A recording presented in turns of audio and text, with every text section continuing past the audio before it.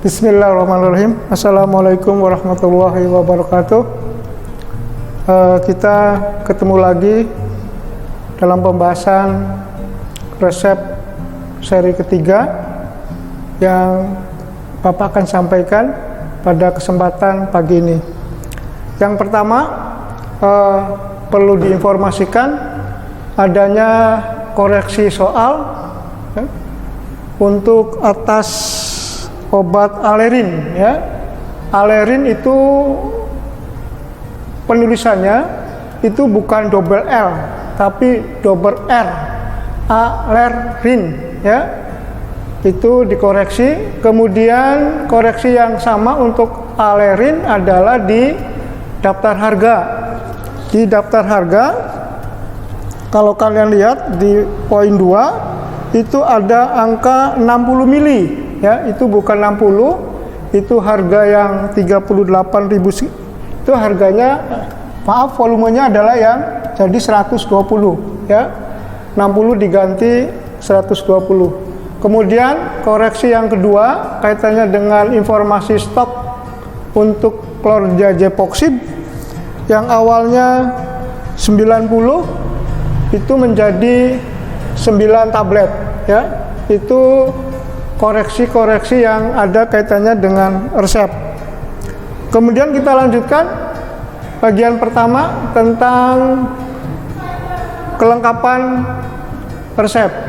Ya, jadi dari awal kalian sudah diinformasikan cukup dilakukan proses checklist, ya. Di checklist untuk yang tersedia informasi, ya. Yang belum hanya para dokter, ya. Kemudian untuk kelengkapan, Bapak ingatkan kembali, lihat resepnya, ya. Kemarin masih ada yang lupa melakukan proses garis merah atau garis biru. Kalau kita lihat di seri 3, itu ada yang namanya klordiazepoxid, ya. Itu masuk golongan psikotropika, ya. Sehingga harus dikasih garis biru, ya. Untuk poin kedua, kita lihat komposisi dari resep seri 3, ya. Komposisi kaitannya kembali lagi dengan mencari resep standar. Bapak menyampaikan secara sepintas, ya, kalian bisa lihat di ISO volume 52-nya, ya, untuk kapsul omeprazol, ya. Nah, itu di halaman 320. Kemudian untuk tablet klordiazepoxid di Forum Nasional FN halaman 68, ya. Nah, untuk FN kaitannya dengan resep standar klordiazepoxid, mohon dilihat secara cermat karena masih ada FN yang kalian fotokopi mungkin di kelas 11, itu isinya bukan klordiazepoxid, ya, tapi kadang-kadang isinya tertulis klorampenikol, ya. Awas, hati-hati. Jadi isinya adalah klordiazepoxid 5 mili tiap tabletnya, ya. Kemudian untuk Caladin lotion, nah ini ISO-nya yang ada di laboratorium kita, di resepturnya adalah yang volume 45, ya, ISO volume 45. Jadi kalian bisa lihat di lab nanti pada saat praktek, ya, di mana Caladin lotion ini tercantum di sana mengandung dibenhidramin 2%, kemudian ada kalaminnya 15%, zinc oxide 5%, gliserin 5%. Nah, makna persen yang ada di komposisi ini, kalian mengacu pada arti persen pada Pharmacopoeia Indonesia edisi 4, ya. Ada kalau dibenhidramin, kalamin, zinc oxide ini berat per volume, ya. Tapi kalau gliserin ini volume per volume, ya. Kemudian Bapak dari awal coba memberikan informasi adanya usul, ya, usul penambahan bentonit mahma. Ya. Nanti kalian bisa lihat di FN halaman 54 ya, tentang calamine lotion ya, di mana bentonit mahma ini ya persentasenya 25% volume per volume, karena di sana disebutkan calamine lotion ada kandungan bentonit mahmanya adalah tiap 100 mili itu mengandung bentonit mahmanya 25 mili ya, dengan pembawanya adalah aqua. Kemudian lihat di bawah dari resep standar calamine lotion itu pembuatan bentonit mahma. Bentonit mahma dibuat dari 5 gram bentonit ditambah aqua A100 ya. Ini tercantum di FN halaman 54 ya. Kemudian kita masuk ke alerin ya, ekspektoran. Ini juga sama di ISO volume 45 halaman 508. Nah, ini juga tiap 5 mili mengandung glisir guakolat 50, natrium sitrat 180, dibenhidramin 12,5 dan pseudoephedrine HCl 15 mg. Itu yang kaitannya dengan resep standar. Kita lanjutkan pada perhitungan jumlah obat yang diambil ya. Bagian 3 ya. Kalau kita lihat resep dari R1 omeprazol mintanya 10, jadi cukup 1 kapsul kalikan 10. Kemudian klordiazepoxid 1 tablet mintanya 5, menjadi 5 tablet. Nah, untuk yang kaitannya dengan caladin lotion yang memang harus kita racik ya, kita akan lihat pola perhitungannya ya. Jadi kalau dari awal Bapak sampaikan bentuknya 2 berat per volume 2 gram per 100 ya. 60 adalah yang diminta caladin lotionnya di resep itu 60 mili, jumlahnya 1,2, kalamin 9 setelah dihitung, kemudian zinc oxide 3, untuk gliserin. Nah, ini polanya berubah menjadi bentuk mili karena volume per volume ya. Jadi yang diambilnya 3 mili. Nah, bagaimana kemudian menghitung bentonit mahma? Nah, bentonit mahma ini berfungsi untuk mensuspensikan zat yang tidak larut. Zat yang tidak larutnya adalah kalamin, yang kedua zinc oxide. Ini yang nanti akan disuspensikan dengan bentonit mahma ya. Pertama kita lihat dari resep standar kalamin yang di halaman 54 FN 25 tiap 100-nya ya, 25 dikalikan 60 menjadi 15 mili. Kemudian bentonitnya angka 5 tadi dari catatan di pembuatan bentonit mahma 5 dibagi 100 kalikan 15 mili. Nah, nanti ketemunya mili. Nah, padahal bentonit ini bentuknya serbuk. Ya, kemudian kalian usulkan mili itu dianggapnya gram. Ya, jadi nanti bentuk proses penimbangannya adalah 0,75 atau 750 mg. Untuk membuat bentonit mahma ini diperlukan akuam. Jadi akuam untuk bentonitnya adalah 15 dikurangi 0,75 sekitar 14,25, karena ukuran gelas ukur itu nggak mungkin sampai 14,25, sehingga kalian minta diusulkan 14,2 mili. Kemudian sampai aqua A60 ya. Itu kaitannya dengan proses perhitungan jumlah obat yang diambil ya. Kemudian untuk dosis Bapak tidak menerangkan lebih lanjut, informasi saja bahwa yang ada DM-nya adalah klordiazepoxid ya, cuma satu ya. Nanti lihat di farmakope edisi 3-nya bagian belakang. Cuma diformasikan tata cara perhitungannya. Jangan lupa ada 3 cara, melalui 3 proses, tiga proses. Yang pertama, lihat DM, menghitung DM pasien, menghitung 1 kali minum, dan yang terakhir menghitung persen DM ya. Itu kaitannya dengan perhitungan dosis ya. Kemudian kita masuk ke jumlah obat yang diambil. Nah, jumlah obat yang diambil, Bapak sampaikan kembali adalah memindahkan hasil perhitungan ke dalam jumlah obat yang diambil ya. Tinggal menambahkan kekuatan dari obat yang bersangkutan. Contoh, omeprazol kekuatannya 20, ini dari resep standarnya, jumlah yang diambil 10.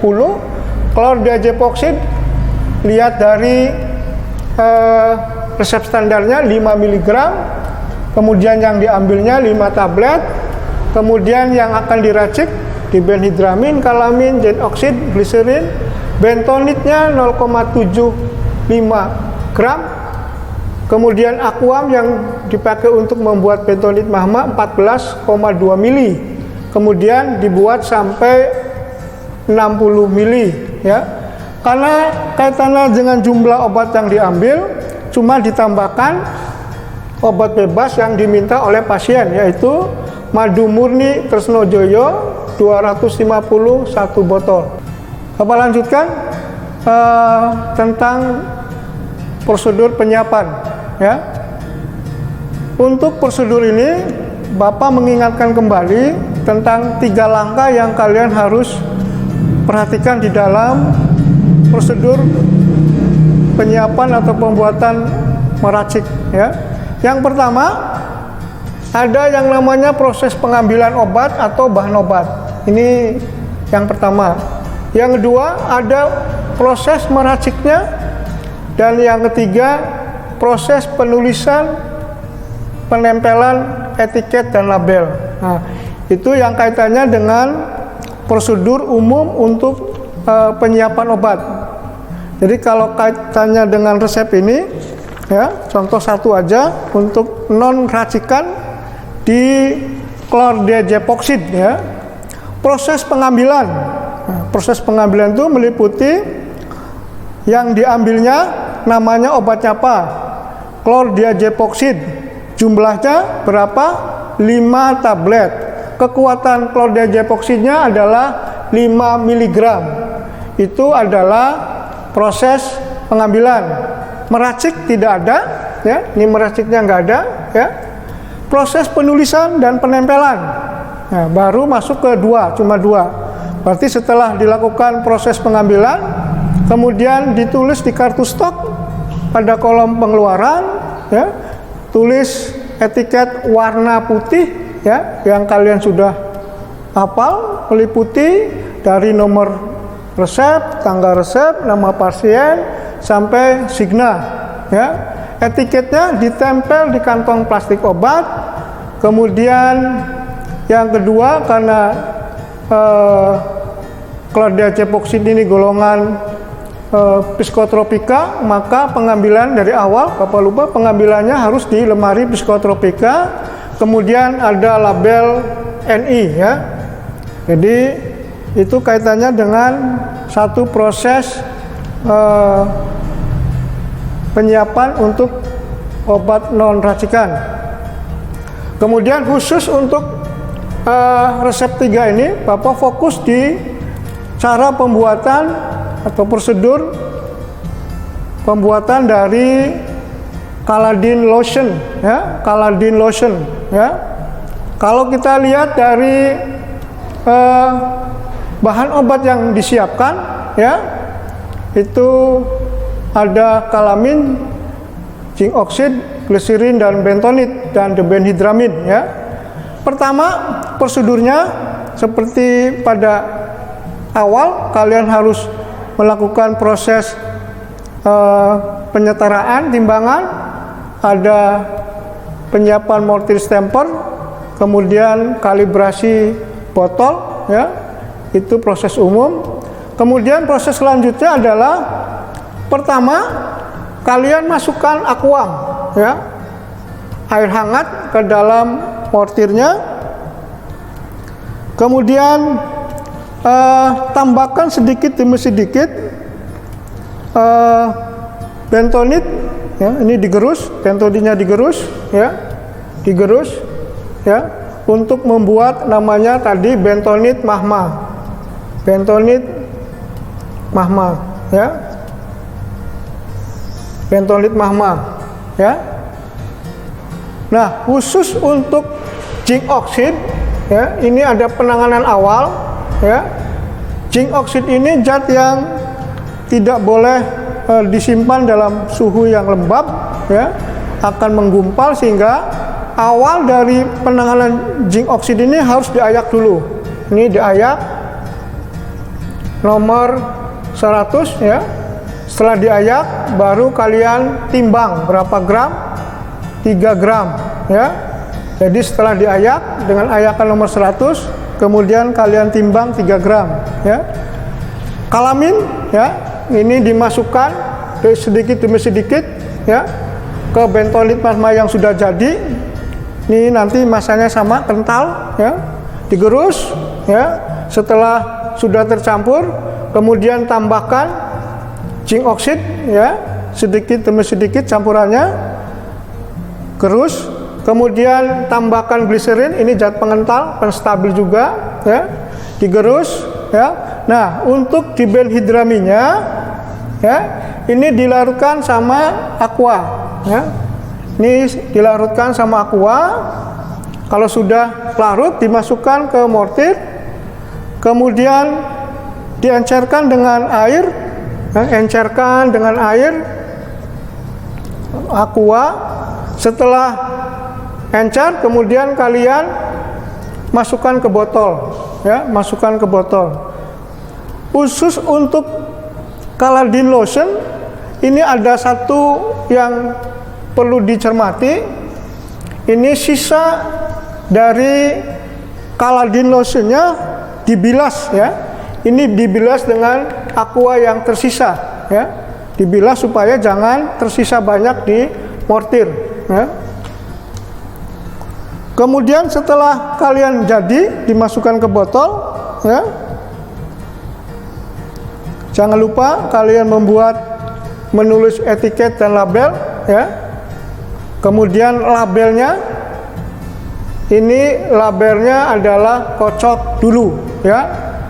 Itu untuk pembuatan Caladin lotion. Mudah-mudahan di kelas 11 kalian sudah bertemu atau melakukan proses meracik di Caladin lotion, ya.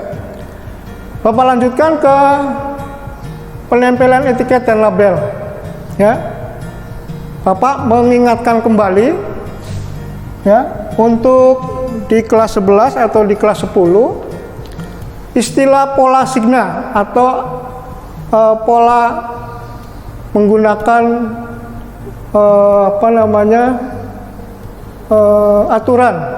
aturan minum obat, ya. Aturan minum obat atau signa ini dibagi 3, ya. Satu, ada yang bentuknya umum.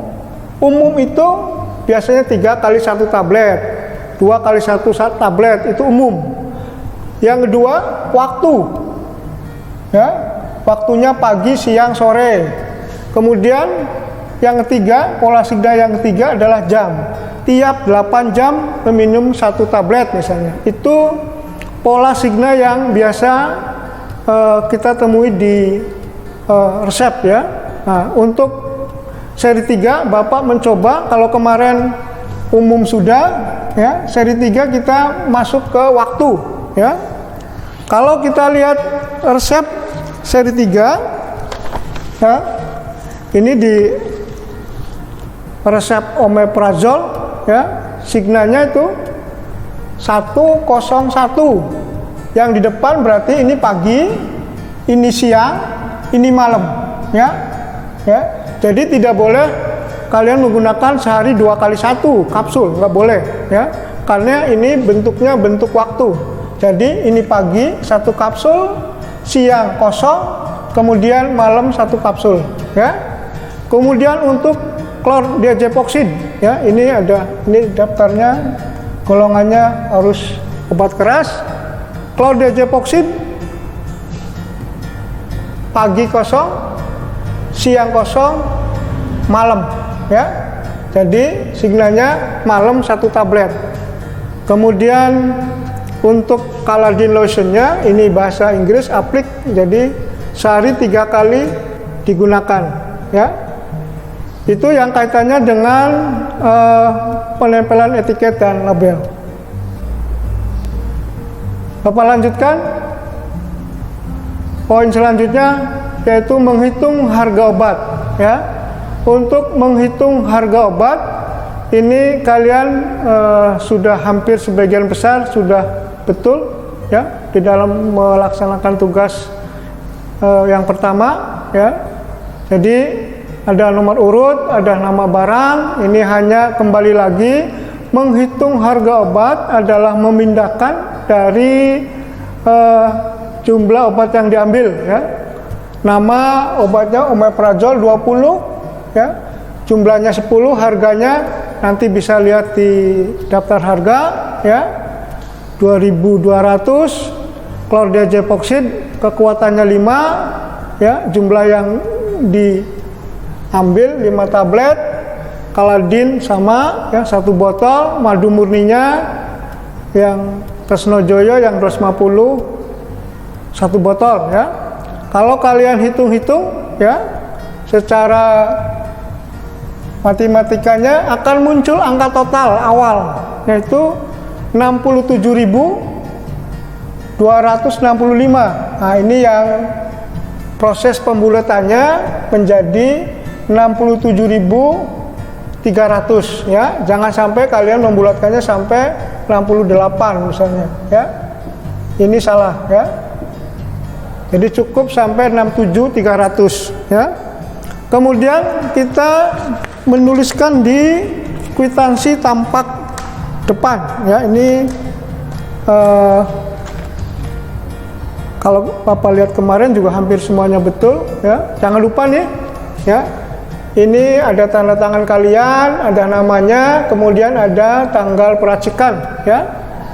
Tampak depan sudah diterima dari nama pasiennya Lunik, ya. Kemudian jumlahnya 67.300 rupiah, ya, dan seterusnya, ya. Jangan lupa, ya, di tampak depan itu ada tanda tangan, nama kalian dan cap, ya. Cirebon tanggal 7, itu kalian lihat di sini, ya. Kemudian yang masih kemarin banyak salah adalah, nah, ini di penulisan tampak belakangnya nulisannya ke atas, bukan ke samping, harusnya ke sini, ke samping, ya. Lihat contoh yang sudah Pak Yan sebarkan di GCR-nya. Kalian bisa lihat bagaimana cara menulis kwitansi tampak belakang, ya. Kwitansi tampak belakang ini hanya menyalin salinan resep, kemudian ditambahin obat bebasnya, ya. Sebelah sini ada tanda tangan, ya. Kalau kalian lihat di contohnya, tanda tangan kalian, paraf dan cap. Nah, kita lihat membuat salinan resep. Ini menjadi cikal bakal kalian memindahkan ke kwitansi tampak belakang, ya. Kita lihat salinan resep, ya. Yang pertama ada nomor resepnya nomor 03. Tanggal resepnya tanggal 6, ada nama pasien, ada nama dokter, dan seterusnya. Cirebonnya di sini tanggal 7 adalah tanggal peracikan, ya, tanggal peracikan kalian. Kemudian membuat salinan resep, Bapak ulangi. Pertama adalah menyalin resep aslinya dulu, ya. Menyalin resep aslinya dulu, ya. Ada omeprazol dengan signanya, ada klordiazepoxid, ada Caladin lotion, ada di tulisan awal sudah ada iter 1 kali. Kemudian yang selanjutnya ada alerin, ya. Itu baru menyalin resep asli, ya. Nah, salinan resep hanya menambahkan dari informasi yang diserahkan atau belum diserahkan. Ya, kalau omeprazol diserahkan, berarti tinggal ditambahin DET. Kalau diazepoxid sudah diserahkan menjadi DET. Ya. Khusus untuk resep-resep yang ada istilah ITER, ya ITER 1 kali. Berarti kalian tulis dulu DET. Nah, ciri khasnya yang paling disukai itu adalah bahasa. Nah, ini ada orange, ya. Kalau kalian sering lupa, ya sudah, boleh kalian DET tapi 1 kali, ya, boleh, ya. Jadi ini identik, ya. Jadi boleh menggunakan DET 1 kali. Jadi kalau ada ITER, ingat-ingat ITER-nya ditulis dulu, baru ditambahin ITER orange. Kemudian alerin tidak diserahkan, berarti ditambahin NEDET, ya. Nah, itu proses penulisan selanjutnya dari menyalin resep asli, kemudian ditambahin DET, NEDET, ya. Jangan lupa, ya, tanda tangan apoteker dan dicap. Nah, ini nanti sama pengawas. Nah, dari sini baru kalian pindahkan ke kwitansi tampak belakang dengan menuliskan obat bebas yang diminta oleh pasien. Bapak lanjutkan ke selanjutnya, yaitu tentang pengisian kartu stok, ya. Bapak ambil contoh di sini adalah Kaladin, nama sediaan Kaladin, bentuk sediaan lotion 60, ya. Yang kedua, Bapak ambil contoh nama sediaan madu murni Tresnojoyo, ya, bentuk sediaan larutan 250. Nah, kalau kalian melakukan proses kartu stok, ya, maka akan muncul sisa stok dari obat-obat yang dilakukan di kartu stok. Yang pertama, ya, chlordiazepoxid. Ini sisa stoknya 4, ya. Kaladin sisa stoknya 4 botol. Kemudian alerin ini dari awal sudah 0. Kemudian madu murni sisa stoknya 3, ya. Artinya 4 obat ini, ya, mempunyai kartu stok di bawah 5, ya. Dengan konsekuensinya adalah untuk semua yang kartu stok akhir di bawah 5 itu masuk dalam buku Defekta, ya. Ini buku yang dipesan. Jadi pegangan pemesanannya untuk selanjutnya ada di buku Defekta, ya. Jadi contoh ini nomor 1, ya, tanggal 7, tanggal peracikan, misalnya nama obatnya chlordiazepoxid, ya, 5 mili, sisa stok 4, satuannya tablet, jumlah yang dipesan ini lihat di daftar harga, satuan yang dipesan box, ya, nama PBF yang dipesannya adalah Farmasi Sejahtera, alerin, ya, masuk, kemudian jumlahnya sisa 0, satuannya botol, jumlah yang dipesan kembali lagi lihat di daftar harga, ya. Kemudian ada Kaladin sisa 4 botol, yang dipesan 12 botol, satuan yang dipesannya botol, Farmasi Sejahtera. Kemudian ada madu murni Tresnojoyo, volumenya 250, jadi sama, ada nama, ada kekuatan. Kalau yang ini ada nama, ada volume, ya.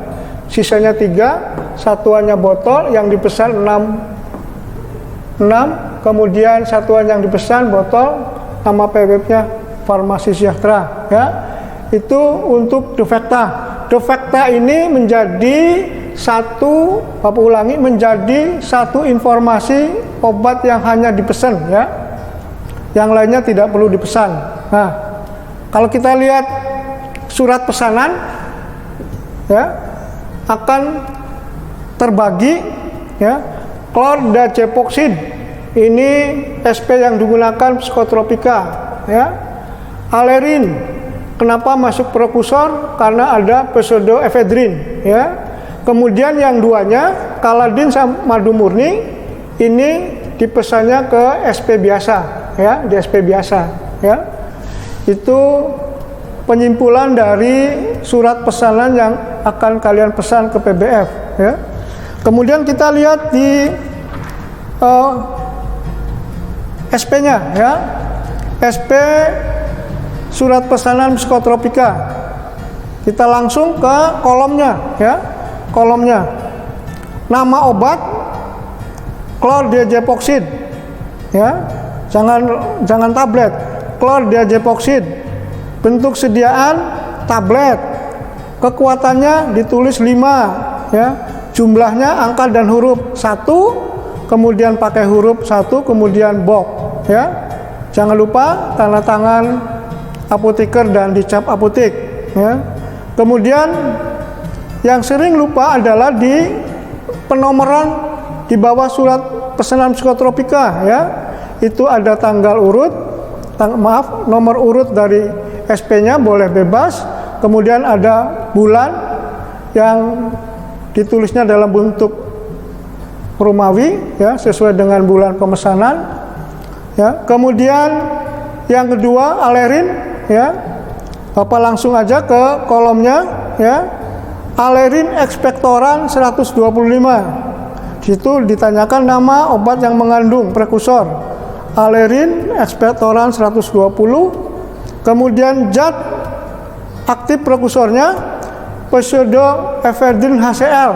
Cukup sampai di situ ya. Jangan sampai ada angka 15. Karena sudah ditanyakan per kolom. Bentuknya sirup ya. Kekuatannya 15 mg per 5 mili. Ini dari resep standar. Satuannya botol yang dipesan 8, keterangan 8, tanda tangan apoteker dan dicap ya. Kemudian yang terakhir ya, untuk surat pesanan biasa untuk Kaladin ya, Kaladin 60, madu Tresnojoyo 250 ml, jumlah yang dipesan langsung 12 botol. Untuk Kaladin, untuk Tresnojoyonya 8 botol ya. Jadi hanya melihat dari buku defekta ya. Kemudian nama PBF-nya ini harus ditulis lengkap. Farmasi Sejahtera, Jalan Gagak nomor 22 Bandung, teleponnya 234567 ya. Ada nomor urut SP-nya dan ada bulan. Kemudian ditandatanganin oleh apotekernya dan dicap. Itu kaitannya dengan seri 3 ya. Mudah-mudahan kalian bisa memahami, dan kalau ada hal-hal yang memang kurang jelas bisa bertanya langsung pada posisi di WA ya, boleh pakai WA ya. Itu saja, terima kasih atas perhatiannya. Assalamualaikum warahmatullahi wabarakatuh.